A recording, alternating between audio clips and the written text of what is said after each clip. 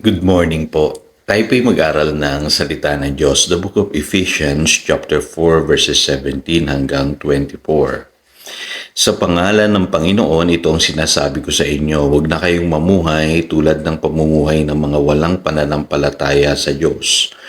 Walang kabuluhan ang kanilang iniisip at wala silang pangunawa dahil sa kanilang kamangmangan at katigasan ng ulo, wala silang bahagi sa buhay na kaloob ng Diyos. Sila'y naging alipin ng kahalayan at wala na silang kahihiyan kaunti man lamang. Wala na silang inaatupag kundi pawang kalaswaan.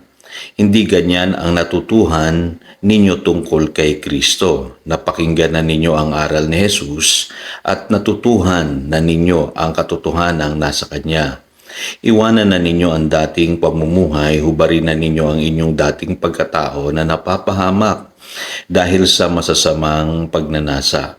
Magbago na kayo ng diwa at pag-iisip at ang dapat ninyong isuot ay ang bagong pagkatao na nilikhang kalarawan ng Diyos at nahahayag sa matuwid at banal na pamumuhay ayon sa katotohanan. As a man thinks.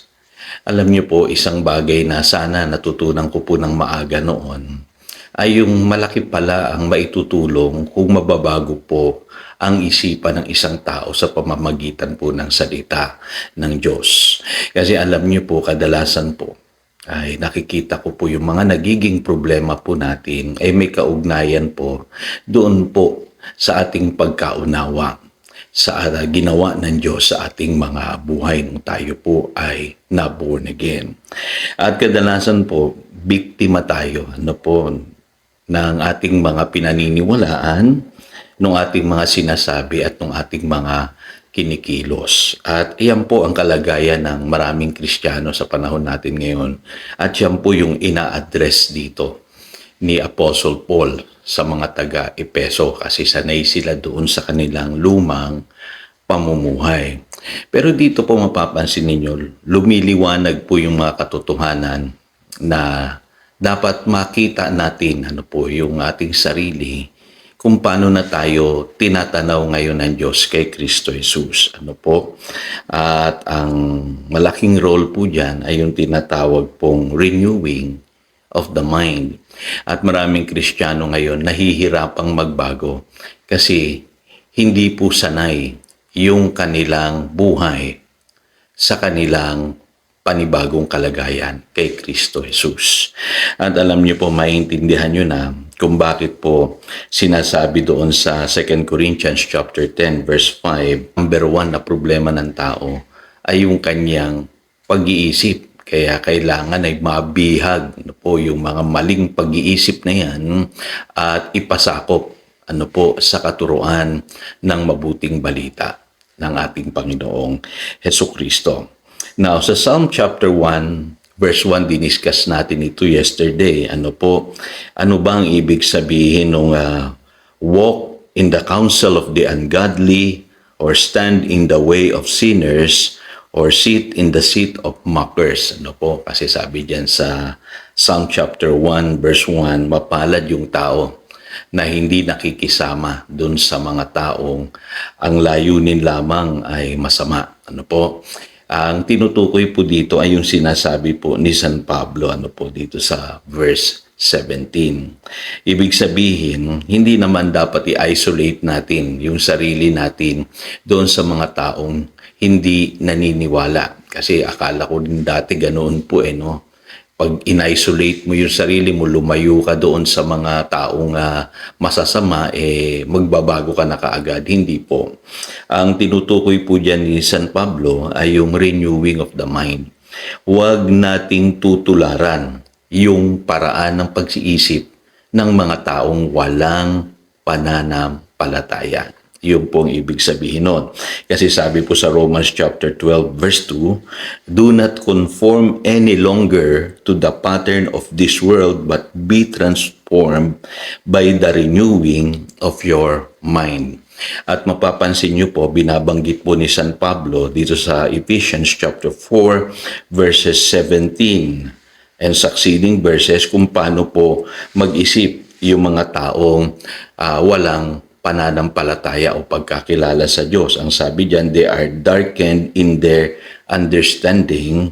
Sabi diyan, they are separated from the life of God because of their ignorance due to the hardening of their hearts. So yun ang takbo ng pag-iisip nito mga taong ito. Kaya huwag natin silang tutularan. Ano po? At sabi po rito, they have given themselves over to sensuality.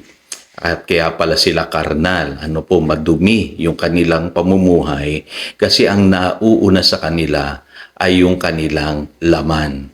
Ano po? At hindi po yung kanilang spirit. Kaya alam niyo po sa Biblia, malinaw po na sa subject ng renewing of the mind, kailangan ay pangunahin ang salita ng Diyos. Kasi kung naalala niyo po ang sabi ng Panginoong Jesus, man shall not live by bread alone, but from every word that proceeded from the mouth of God.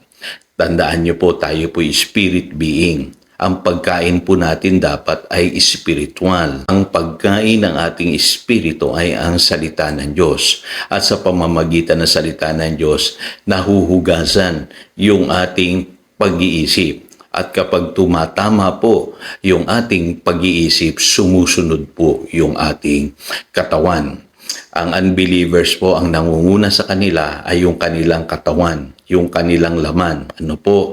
Kaya yun ang tinatakbo ng kanilang pag-iisip. Kaya yung kanilang espiritu ay patay. Sabi po dyan sa Ephesians chapter 4, verses 17 hanggang 19, hiwalay doon po sa buhay na nagmumula sa Diyos. Kita nyo na yung pagkakaiba po.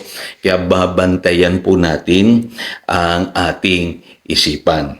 Now, ito po, mahalaga. Ano po? Kailangan maniwala tayo kung ano ang sinasabi ng salita ng Diyos patungkol sa atin. Sabi nga, tayo po ay born again child of God.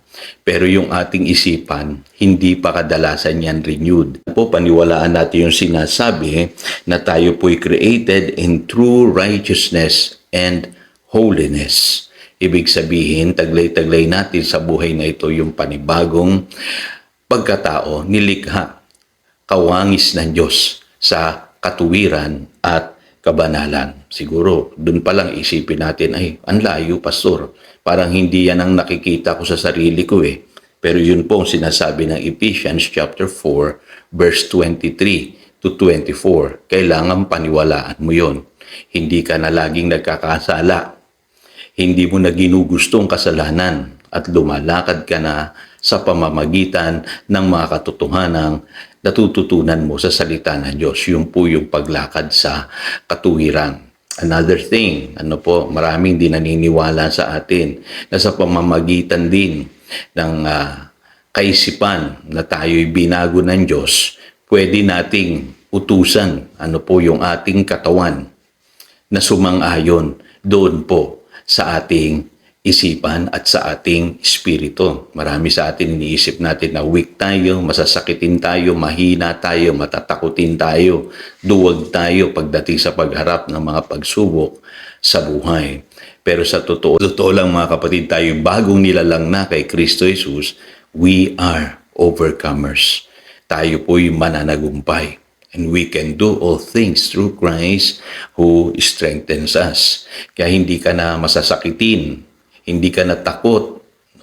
Ikaw ay punong-puno na ng pananampalataya sa iyong puso. At sa pamamagitan ng pananampalatayang yan ay magtatagumpay ka sa buhay na ito. Lagi niyong tatandaan, hindi tayo dapat biktima ng maling pag-iisip, maling paniniwala, at hindi tayo dapat maging biktima nung lagi nating sinasabi sa ating sarili na tayo'y mahina, marupok, talunan, at higit sa lahat, wag tayong magiging biktima na parang kumikilos tayo palaging katulad ng mga taong walang pananampalataya.